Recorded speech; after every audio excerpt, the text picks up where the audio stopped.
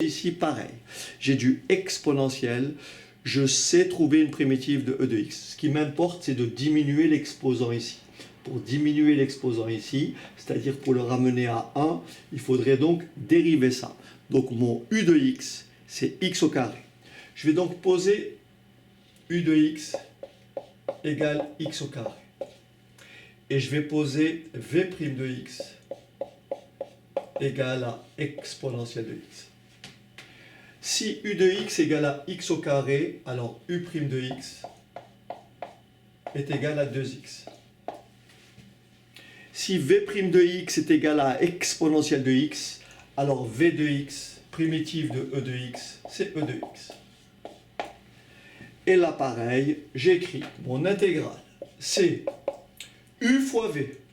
U fois v. Donc ça me fait x au carré. Exponentielle de x. Je mets des crochets parce que en fait ici, c'est pour vous rappeler que si j'ai une intégrale définie, je mettrai mes bornes d'intégration. Moins intégrale de u' fois v. Voilà. Et là, question, est-ce que j'ai cette primitive-là? La réponse est non. Cette primitive-là, je ne l'ai pas. J'effectue donc une autre intégration par partie.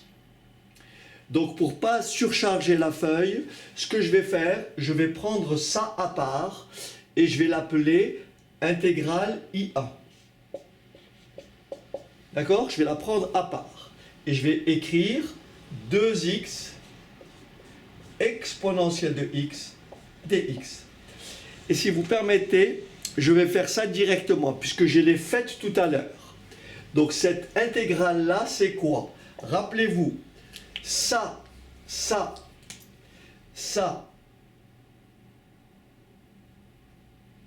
v', v'1, c'est pas le même v que celui-là, et ça, c'est u1.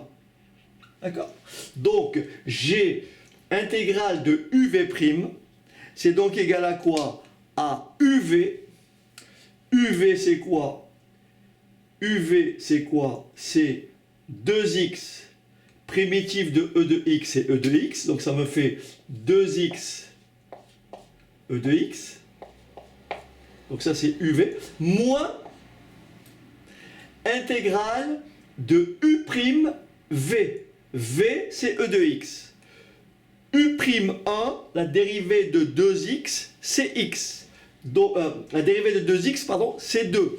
Donc, moins intégrale de 2 exponentielle de x dx. Et ça, vous avez compris. Alors, est-ce que j'ai de la place? Oui. Ça, vous avez compris. Ça, vous avez compris. Cette primitive, c'est e de x. Résultat, ça fait 2 exponentielle de x. Ce qui veut dire que cette partie-là, cette intégrale-là, cette primitive-là, je vais la remplacer par ça. Est-ce que ça va? Alors je vais reprendre le calcul juste au-dessus, hein, pour montrer clairement comment ça se passe. Voilà. Alors, ici, je vais donc écrire que i, l'intégrale i, est égale à x au carré exponentielle de x. D'accord? Moins, alors j'ouvre un crochet par sécurité et je réécris tout ça. Donc ça me fait 2x exponentielle de x moins 2 exponentielle de x. Il ne me reste plus qu'à supprimer mes crochets et bien sûr à gérer ce signe moins. Ce qui me donne, alors là je vais effacer juste en dessous, donc j'espère que vous avez noté tout ça. Bon, sinon vous pouvez revenir, ça je pense que c'est ça le schéma, la vidéo, vous pouvez revenir dessus, d'accord? Et donc résultat final, c'est i égale x au carré exponentielle de x. À la limite, je peux maintenant me débarrasser des crochets puisque je vous ai montré pourquoi je les écrivais. Donc là, ils n'ont pas d'utilité, puisque je cherche qu'une primitive. Moins 2x exponentielle de x, et moins par moins, ça fait plus 2 exponentielle de x. Alors encore une fois, dans ma façon de faire, je peux ici ou là faire une erreur de calcul, bon, mais ça, je compte sur vous pour porter ça à la connaissance de vos camarades qui vont visionner donc la vidéo. Donc parce que je fais ça de façon directe, je fais ça sans filer en fait. Maintenant, je vais vous donner un autre exemple de double intégration par partie, mais simplement cette fois-ci avec des logarithmes. Alors, admettons qu'on ait à calculer cette intégrale ou cette primitive. Donc, intégrale de ln de x au carré dx. Bon, ici, j'ai pas d'autre choix. Lorsque j'ai du ln, la primitive de ln, je ne connais pas. Je sais dériver ln, mais je ne sais pas retrouver sa primitive. Ce qui veut dire que notre u, c'est forcément la fonction qui contient ln.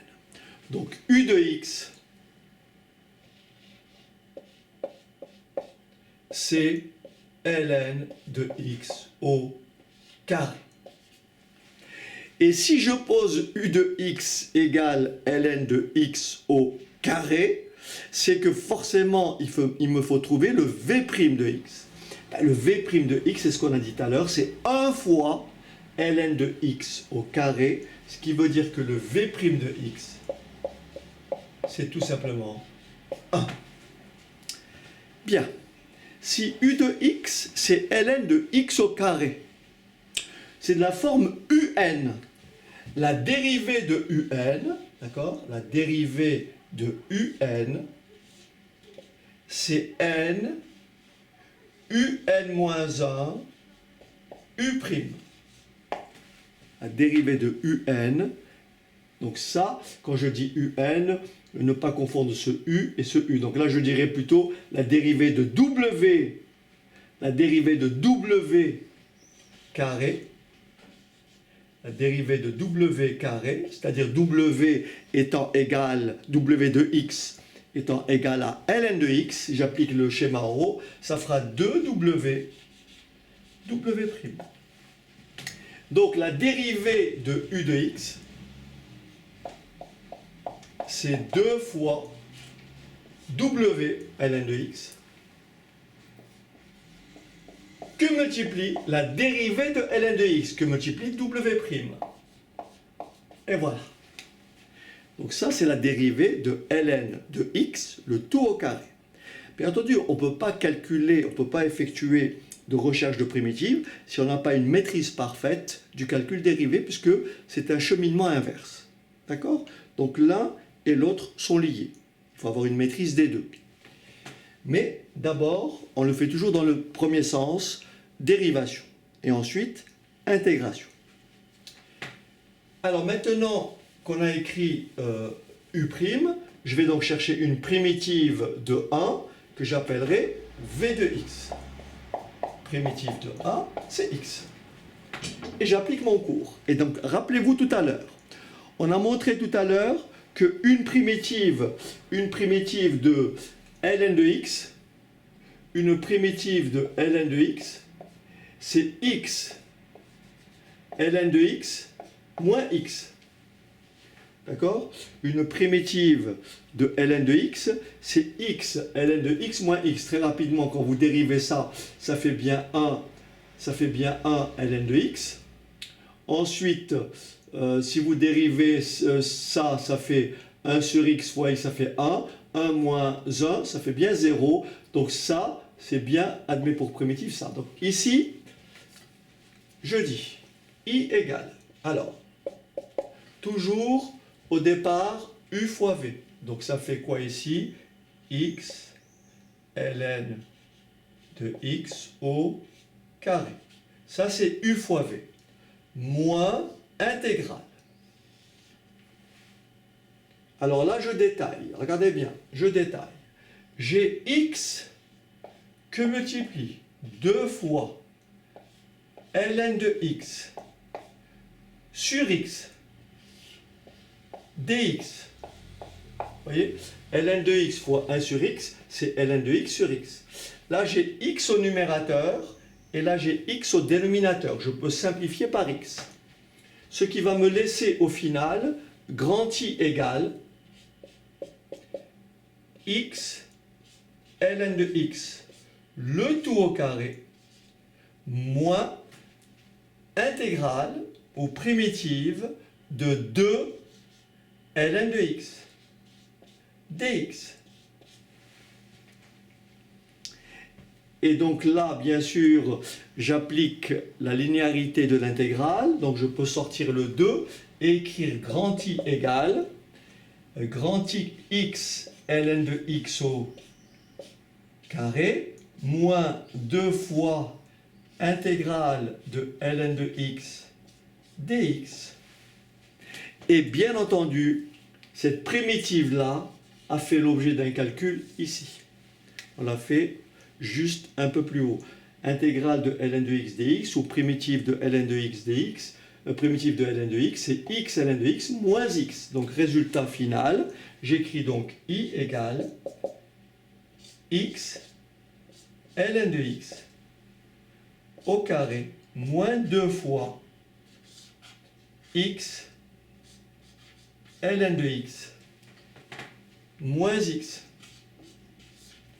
Il ne me reste plus qu'à retirer mes parenthèses et donc à finir avec x ln de x. Alors je crois que j'ai fait une petite erreur de parenthèse, hein, je pense que ça ne vous a pas échappé. Je vois que j'étais un peu... Voilà. Donc c'est le carré, il ne porte que là-dessus. Le carré ne porte que là-dessus. Et donc au carré, moins 2x ln de x, moins par moins ça fait plus, et 2x. Ok? Bon, alors on va peut-être finir avec une double intégration par partie. Bon, ça va être un peu compliqué. On va impliquer donc des fonctions trigonométriques. Alors je vous propose un dernier exemple et on va clore donc cette vidéo. Alors je reprendrai bien sûr d'autres séquences parce qu'il y a d'autres méthodes, donc l'intégration par partie.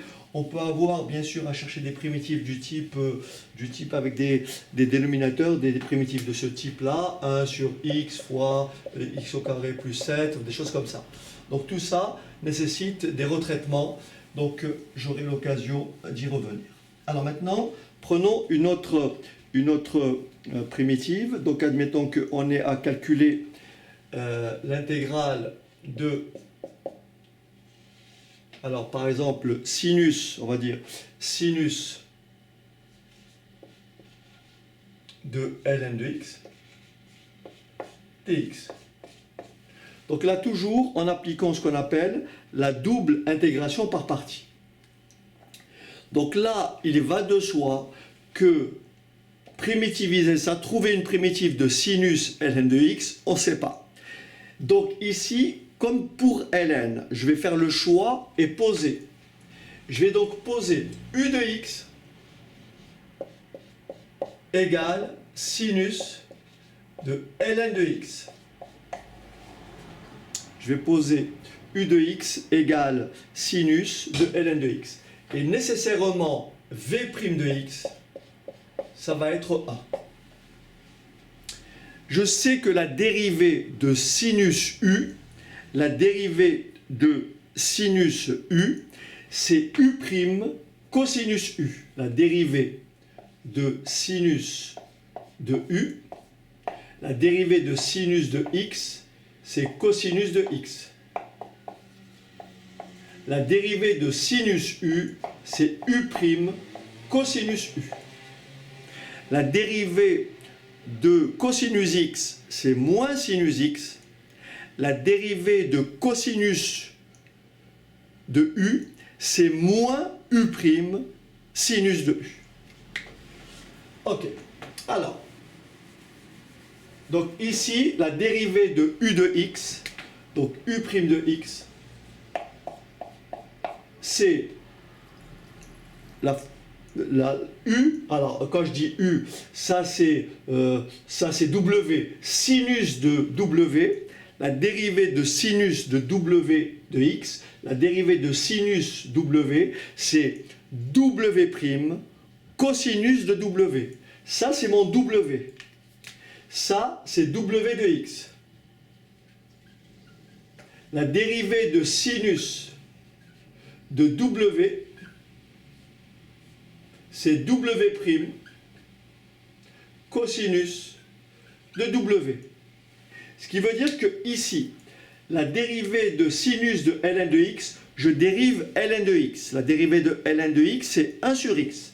Donc ça me fait 1 sur x cosinus de ln de x. Encore une fois, cet exemple-là, c'est pour effectuer ce qu'on appelle une double intégration par partie. Primitive de v' de x, c'est v de x. Primitive de 1, c'est x. Et voilà ma première partie. Donc j'écris quoi? J'écris i égale u fois v. Donc x sinus de ln de x. U fois v. Moins intégrale de u'v. Moins, alors, intégrale de u'v. Est-ce que vous avez compris que le 1 sur x fois x fera 1? Hein? Je répète, quand vous multipliez ça par ça, ça vous fait x fois 1 sur x. Ça va me laisser donc 1 fois cosinus de ln de x dx. Et voyez, vous êtes confronté à un autre calcul intégral qui va nécessiter une intégration par partie. C'est pour ça que dans cet exemple-là, nous avons de nouveau ce que j'ai appelé une double intégration par partie.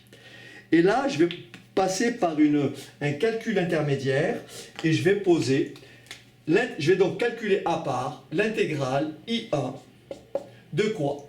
De cosinus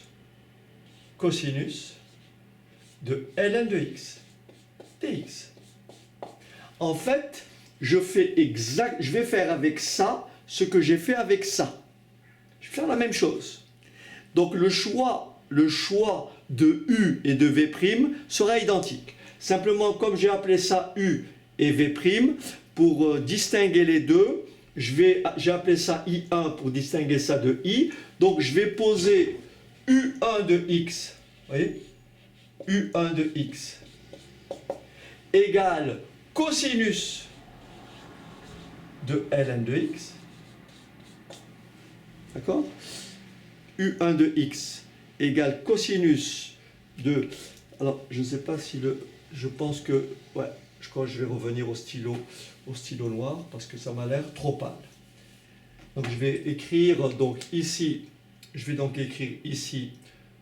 mon intégrale, donc, que j'ai appelé I1. Donc, I1, c'est l'intégrale de cos ln de x dx. D'accord? Je vais donc poser U1 de x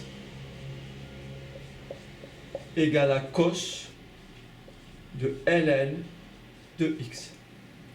Et pareil qu'ici, je vais poser V1 de x égale à 1.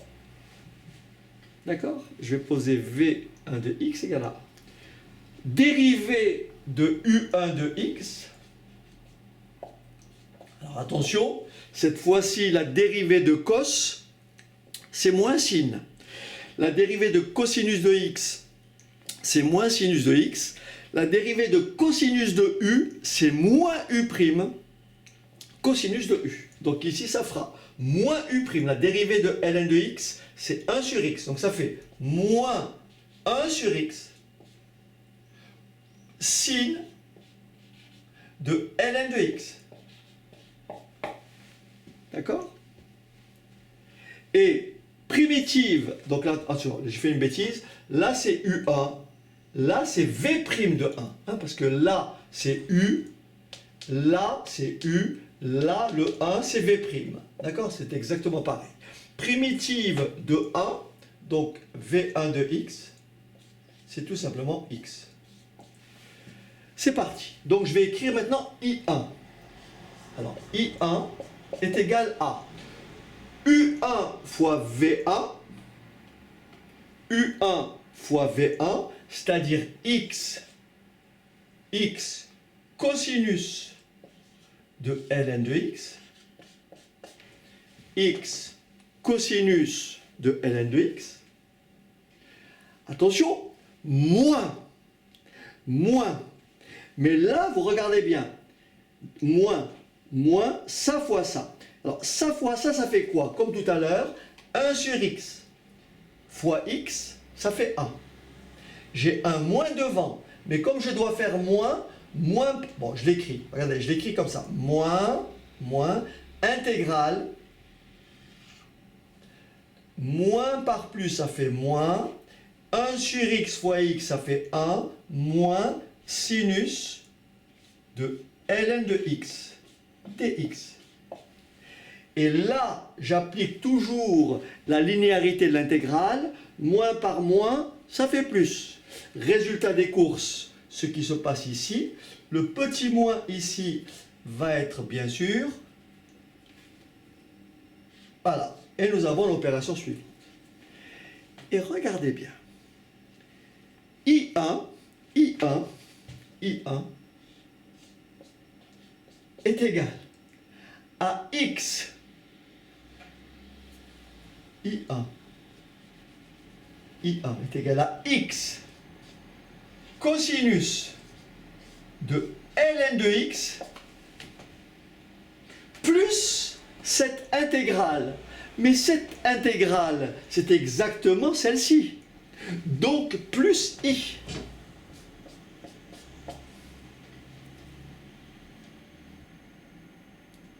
Je répète. I1, c'est x cos de x plus intégrale de sin ln de x. L'intégrale de sin ln de x, c'est i. Résultat, alors si vous permettez, je vais effacer ici.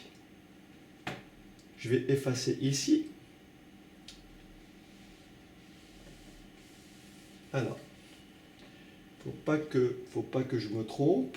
Ok. Alors, comme j'aurais plus le calcul sous les yeux, alors j'efface tout ça et on va essayer de mettre de l'ordre. Et donc voilà ce que j'obtiens. Je recopie ici. Nous avons i égale x sinus de ln de x moins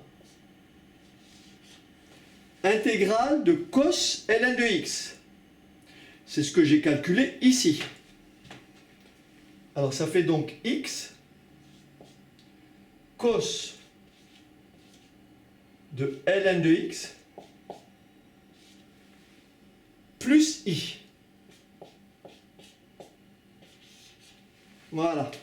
J'ai remplacé ça, je l'ai appelé tout à l'heure I1. Ça, je l'ai appelé I1. D'accord? Et donc maintenant, j'enlève mes parenthèses.